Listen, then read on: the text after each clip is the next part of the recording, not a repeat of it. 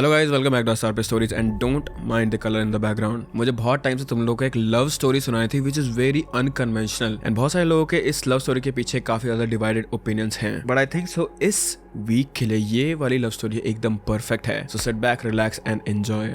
एक dinner table, एक husband, एक वाइफ, दोनों एक दूसरे के सामने बैठे हैं, खाना खा रहे हैं, बट दोनों चुप हैं। सिर्फ चम्मच और प्लेट की आवाज आ रही है वहां से। कोई बात नहीं कर रहा, कोई आई कांटेक्ट नहीं कर रहा। उन दोनों के बीच में कुछ भी नहीं है। अब इमेजिन करो ये चीज कि ये सिर्फ एक दिन नहीं है, बल्कि ये चीज 20 साल तक चली। They shared meals, they shared a home, they raised their 3 kids together. लेकिन 20 साल तक इन दोनों ने एक शब्द भी एक दूसरे के साथ एक्सचेंज नहीं करा। ये है ओतो और यूमी कातायामा की कहानी। वो कहानी जो एक आर्ग्यूमेंट से शुरू हुई थी और वो 20 साल की खामोशी में बदल गई। 90s का जापान, नारा सिटी, और यहाँ पे रहते थे ओतो और यूमी। दोनों ने कुछ साल डेट किया, एक दूसरे को जाना, प्यार हुआ उन दोनों के बीच में, और फिर उन्होंने शादी कर ली।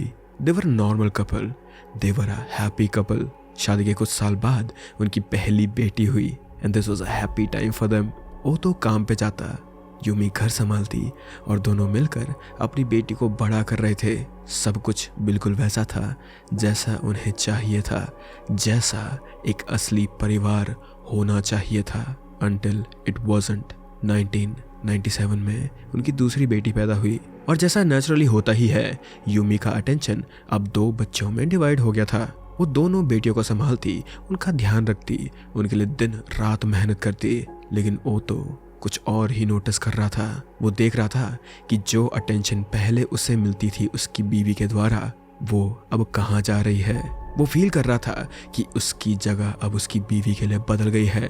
पहले वो अपनी वाइफ के लिए, पहले वो अपने लव के लिए एक प्रायोरिटी था, अब वो बस एक और प्रेजेंस बन के रह गया था घर में। और फिर एक दिन 1997 में ओतो ने अपनी बीवी से बात करना बंद कर दिया, और वो 20 साल तक कुछ भी नहीं बोला अपनी बीवी से। सोचिए इस चीज को, एक मैरिड कपल 20 साल तक उन्होंने कभी बात नहीं करी। यूमी के लिए ये कैसा रहा होगा?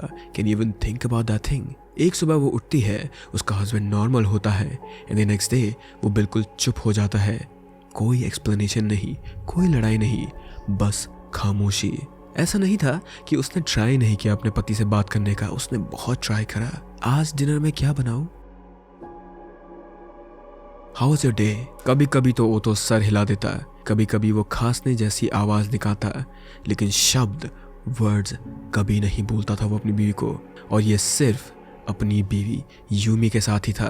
वो अपने बच्चों से बात करता था, नेबर्स से बात करता था, ऑफिस में कोलीग से नॉर्मली कन्वर्सेशन करता था, बस अपनी वाइफ से जिसके साथ वो एक ही घर में रहता था, एक ही टेबल पे खाना खाता था, वो कभी भी उससे बात नहीं करता था। इमेजिन दैट थिंग कि तुम अपने हस्बैंड को सुनते हो दूसरों से हंसते हुए, बातें करते हुए, मजाक करते हुए, लेकिन जब वो तुम्हारे पास आता है तो वो बिल्कुल खामोश हो जाता है, जैसे कि तुम वहाँ हो ही नहीं, जैसे कि तुम उसके लिए एग्जिस्ट ही नहीं करते हो। ऐसे ही दिन बीतते गए, महीने बीतते गए, साल बीतते गए, एंड 1999 में even though they both were not talking to each other, फिर भी मिराकुलसली उनका एक बेटा हुआ जिसका नाम था योशिकी। ओतो ने अपने बेटे को दोबारा प्यार दिया, उसकी हर जरूरत का ध्यान रखा। एक अच्छा फादर था वो अपने 3 बच्चों के लिए, लेकिन यूमी के लिए अगेन सिर्फ साइलेंस। योशिका बड़ा हुआ, स्कूल गया, उसने फ्रेंड्स बनाए, लाइफ जीती उसने, लेकिन एक चीज उसने कभी नहीं देखी थी, अपने पेरेंट्स को एक दूसरे से बात करते हुए। ये चीज कभी भी नहीं देखी थी उसने। उसके लिए ये नॉर्मल था, यही रियलिटी थी। उसके घर में माँ बाप एक दूसरे से बात नहीं करते थे, बस इतना सा डिफरेंस था उनकी फैमिली में। उसकी दोनों बेटियां जो अब बड़ी हो चुकी थी, उन्होंने होप छोड़ दी थी। उन्हें लग गया था ये कभी चेंज नहीं होगा, ये फैमिली का एक परमानेंट स्कार है जो कभी हील नहीं हो सकता। लेकिन सबसे शॉकिंग बात ये थी कि यूमी ने कभी गिव अप नहीं करा। 20 साल, इतने साल में एक बार भी उसके दिमाग में डिवोर्स का थॉट नहीं आया, अलग रहने का थॉट नहीं आया। वो वही थी, वेट कर रही थी, होप कर रही थी कि उसका पति एक दिन वापस आ जाएगा, उसका पति एक दिन उससे बात करेगा। लेकिन आखिर ऐसा क्यों? शायद प्यार की वजह से, शायद होप की वजह से, शायद वो बिलीव कि किसी दिन, एक ना एक दिन वो तो वापस उससे बात करेगा। मोस्ट रिलेशनशिप इस टाइम पे खत्म हो जाती। कम्युनिकेशन बंद हो जाए तो लोग एक दूसरे की बात कैसे समझेंगे? Nobody can read your mind. You have to tell other what you feel. लेकिन यूमी चुपचाप उसका वेट करती रही। फिर 2017 आया। योशिकी अब 18 साल का हो गया था और 18 साल का होते ही उसने डिसाइड करा कि बस अब बहुत हो गया, मुझे अपने पेरेंट्स की बात करवानी ही पड़ेगी। उसने जापान के होकाइडो टीवी चैनल को कांटेक्ट किया। एक लोकल शो था वहाँ जो इस चीज को कवर कर सकते थे। उसने उन्हें अपनी फैमिली की सिचुएशन के बारे में बताया, 20 साल की खामोशी के बारे में बताया और टीवी वाले ये चीज सुनते ही बहुत ही ज्यादा इंट्रिग हो गए थे। तो उन्होंने एक प्लान बनाया। पहले उन्होंने यूमी का एक वीडियो रिकॉर्ड किया, एक सिंपल सा वीडियो जिसमें यूमी ओतो से सिंपल क्वेश्चंस पूछ रही थी। तुम्हारा फेवरेट फूड क्या है? तुम्हारा फेवरेट कलर कौन सा है? तुम अभी कितने साल के हो? These sound like basic questions, right? कुछ ऐसे क्वेश्चंस जो कि एक वाइफ को अपने हस्बैंड के बारे में पता ही होना चाहिए। लेकिन यूमी को कुछ नहीं पता था क्योंकि ओतो ने उसे कभी कुछ बताया ही नहीं। और वीडियो के एंड में यूमी ने कहा, मुझे तुमसे बात करनी है, मैं नारा पार्क में तुम्हारा वेट करूंगी, क्या तुम मुझसे मिलने वहां आओगे? नारा पार्क, वही जगह जहां वो दोनों पहली बार डेट पे गए थे। सो शी वॉज होपिंग कि क्या पता उनका प्यार वापस वहां रिकेंडल हो जाए। ओतो ने जब वीडियो देखी तो उसकी आंखें भर आई थी। 20 साल तक जो आदमी अपनी वाइफ से एक शब्द नहीं बोल पाया, वो पहली बार रोया था और उसने उससे मिलने के लिए हाँ कर दी। उसने कहा कि वो उससे मिलने चाहेगा, लेकिन अभी भी किसी को नहीं पता था कि क्या वो दोनों बात करेंगे या नहीं। जो इंसान 20 साल तक चुप रहा, उसका डिटर्मिनेशन कितना स्ट्रांग होगा आप समझ ही सकते हो। इमोशंस आना अलग है लेकिन बात करना वो अलग बात है। 11 अक्टूबर 2017, नारा पार्क, वही बेंच जहां वो दोनों सालों पहले बैठे थे जब उनकी लाइफ बहुत सिंपल हुआ करती थी। टीवी क्रू ने कैमरा सेट कर दिए थे वहां पहले ही, लेकिन काफी ज्यादा दूर, ताकि ओतो कंफर्टेबल फील कर सके। योशिकी और उसकी दोनों बहनें भी वहीं पर थी, एक पेड़ के पीछे, होपिंग कि शायद आज कुछ चेंज होगा उनमें। वो लोग बेंच पे बैठे, यूमी और ओतो साइड बाय साइड। यूमी बात कर रही थी, पुरानी मेमोरी शेयर कर रही थी, क्वेश्चंस पूछ रही थी, लेकिन ओतो वो चुप था, बिल्कुल चुप। बच्चों को लगा कि ये प्लान फेल हो गया, इन लोगों का सच में कुछ नहीं हो सकता। उनके फादर जो 20 साल से ऐसे रहे थे, आखिर वो इतने सालों बाद क्यों चेंज होंगे? लेकिन फिर कुछ ऐसा हुआ जो किसी मैजिक से कम नहीं था। ओतो ने अपना मुंह खोला और उसने बात की। 20 साल में पहली बार ओतो ने अपनी वाइफ से डायरेक्टली बात करी।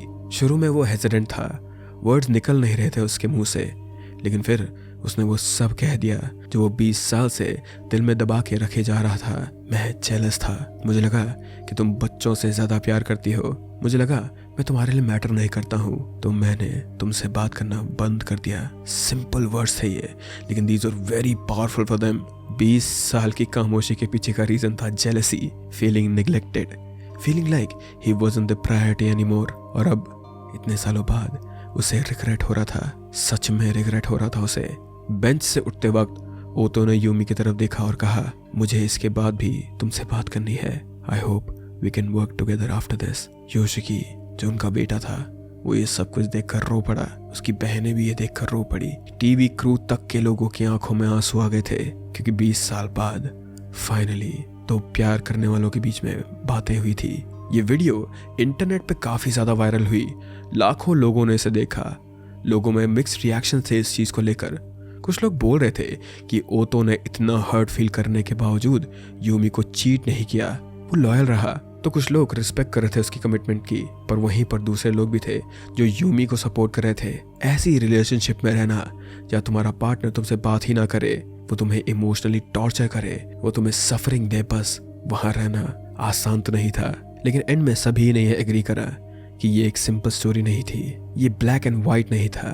But one thing was clear, that they both actually loved each other. And what about today? ओतो और यूमी आज भी साथ रहते हैं, वो बात करते हैं, अब वो एक दूसरे को समझने लगे हैं, रिलेशनशिप के एक नए फेज में आ गए हैं। वो उनके बच्चे उन्हें फाइनली नॉर्मल कपल की तरह देखते हैं, अब बातें करते हुए, हंसते हुए, एक दूसरे के साथ टाइम स्पेंड करते हुए। हमने बहुत सारी लव स्टोरीज देखी हैं जहां लोग अपने प्यार के लिए फाइट करते हैं, सेक्रीफाइस देते हैं, सब कुछ कर देते हैं, लेकिन यहाँ चीज़ थोड़ी अलग थी। ये एक ऐसे कपल की स्टोरी थी जो कि एक ही घर में एक ही टेबल पे बैठे रहते थे, खाना खाते थे, लेकिन again they never talk to each other. पर फिर भी 20 साल तक शायद वो दोनों ही एक दूसरे का इंतजार कर रहे थे, शायद वो दोनों ही एक दूसरे के प्यार की वजह से जुड़े हुए थे। So that was a very unconventional love story that I wanted to tell you guys for a very long time. Do let me know कि तुम लोग के इस स्टोरी के ऊपर क्या ओपिनियन है। And with that I hope that you guys are happy and healthy, and मैं मिलता हूँ तुम लोगों के साथ अगले अपलोड में। Bye bye.